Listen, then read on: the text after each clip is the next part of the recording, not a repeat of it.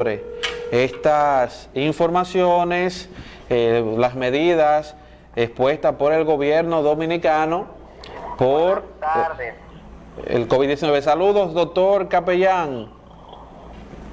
Dígame, caballero, ¿en qué podemos?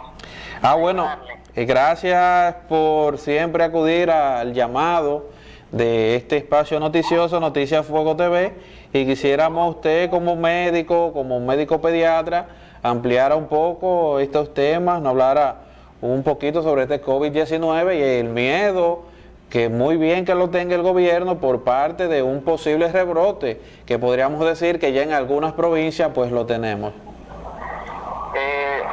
Yo quiero aprovechar este espacio para expresar algo. Primero, dentro de los epidemiólogos está el debate de si podemos decir si estamos en un rebrote o no.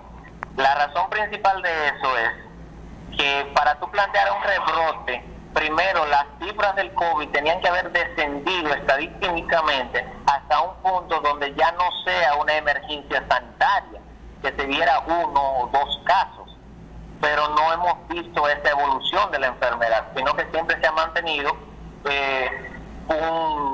una detección constante de los casos e incluso en aumento. Entonces no sería muy preciso decir si estamos ante un rebrote o si simplemente ante la evidencia de poder realizar más pruebas es que se está captando a todos esos conjuntos de asintomáticos que anteriormente no se veían. Preferiblemente en los niños, porque los niños casi no dan ningún tipo de sintomatología, por dar un ejemplo. ¿Cómo? Pero lo que sí es un hecho es que lamentablemente los casos siguen aumentando. Estamos viendo que efectivamente se han captado hasta 154,000 casos nuevos. Eso fue la última estadística que pude revisar. ¿Cómo se ha estado comportando el COVID-19 en los niños? Los niños que ustedes reciben en la emergencia, ¿cómo están las cifras? ¿Son muy asintomáticos? ¿Quizá van por una gripe normal? ¿Se dan cuenta que es COVID? ¿Cuál sería ese procedimiento?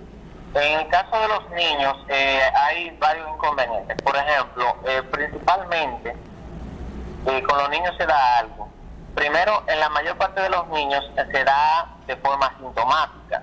Hay niños que habría que considerarlo por presentar el cuadro de tos frecuente y concisa, o un cuadro de una fiebre, de un cuadro respiratorio que se prolongue más de 7 días.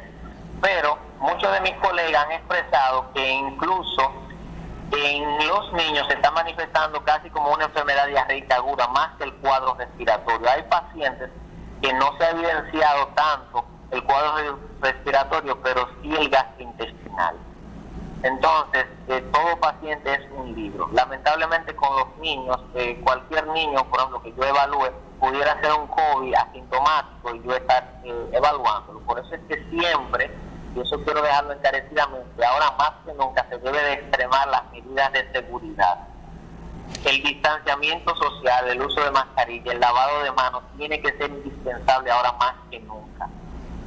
Entonces, doctor Capellán, en estas fiestas navideñas el gobierno ha estado haciendo un gran esfuerzo, hay que reconocer, para motivar el distanciamiento, de que las personas cumplan con las medidas indicadas, pero los niños que siempre están presentes en la cena navideña, en las actividades, ¿cuáles serían las recomendaciones? Porque por un lado nos alegramos bastante que los niños prácticamente son asintomáticos en su gran mayoría, prácticamente la enfermedad, el virus no representa ningún riesgo, pero entonces ellos son fuente de contagio.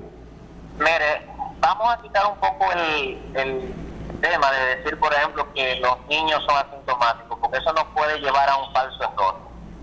Primero, ante todo, recordemos algo. Cuando planteamos niños, estamos hablando de niños que efectivamente son saludables, pero no podemos olvidar, por ejemplo, que el COVID principalmente tiene muy mala evolución en los adultos que tienen enfermedades con morbilidades, como la diabetes mellitus, pero a los niños les da diabetes mellitus. Sí. Por ejemplo, los niños padecen de falsemia, al igual que los adultos. Que eso también, la falsemia te compromete el sistema inmunológico. Los niños tienen una desventaja con respecto a los adultos, que es que los niños, por ejemplo, sufren de mayor tipos de afecciones renales, que eso te traduce a ti en inmunosupresión, o sea, en disminución de tu sistema inmune, una muy mala evolución con respecto al virus. Y sin contar que, por ejemplo, los tumores y neoplasias en los niños son muy agresivos, y los pacientes que sufren de neoplasia, por ejemplo, son pacientes que tienen que estar sometidos a terapias inmunosupresoras. Entonces, ¿cómo le digo? Es el niño sano que te responde así, pero el niño que contiene o tiene esas comorbilidades, lamentablemente es un niño que hay que tenerle igual cuidado o más cuidado que un adulto, por eso mismo. Entonces, en esta Navidad, aquí hay algo que uno tiene que tomar en cuenta. Hay personas que van a sentirse un tanto irritadas por ese toque de queda, pero lo que se está buscando por encima de todas las cosas es evitar las conglomeraciones que hemos visto constantemente cada vez que se ponen más ligeras las medidas. O sea, en el momento que cancelaron el toque de queda, aquí se armó un 31 prematuro antes de tiempo. Sí. Que se evidenció por todas las noticias. Eso fue un desastre epidemiológico, porque no podemos contar con las vacunas de inmediato. Incluso se está debatiendo qué % de la población va a ser necesaria para poder de verdad volver a la nueva normalidad. Algunos dicen que tiene que vacunarse aproximadamente el 80% de la población.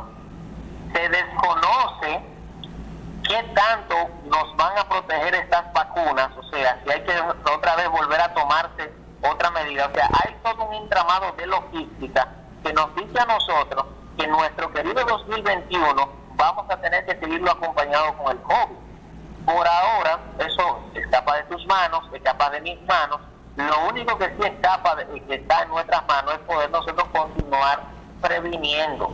Sí. O sea, evitando los contactos innecesarios, porque existen diligencias que son innecesarias. Hay cosas que efectivamente se tienen que hacer, pero entonces se van a hacer y deben de hacerse con la debida precaución. En honor a la verdad, doctor, ¿cómo usted explica? Porque son de las cosas que, a pesar de que no somos médicos, no somos científicos, pero quizás podemos notar cuál ha sido la evolución del virus, ya que podemos ver que la tasa de infección ha aumentado, pero que también en esa misma proporción, quizás de manera inversa, pues la tasa de mortalidad se ha reducido. O sea, hay más personas infectadas, pero la tasa de mortalidad, lo que están muriendo por COVID-19 es menor. El virus ha perdido la fuerza, ha aumentado. Es un error de interpretación pensar que el virus ha perdido la fuerza. El virus sigue siendo tan letal como siempre. Lo que ocurre es que si yo hago un estudio a 100 personas y de esas 100 personas 3 murieron, o 4 murieron, o 5 murieron, efectivamente la tasa de letalidad va a ser de un 5%.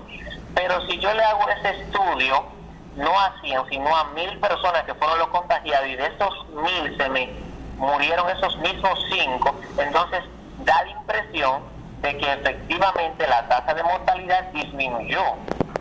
Pero siguen siendo los mismos 5, o sea, siguen siendo los mismos 5 pacientes que por sus factores de riesgo, por sus comorbilidades, por su sistema inmunológico, lamentablemente desarrollaron la enfermedad.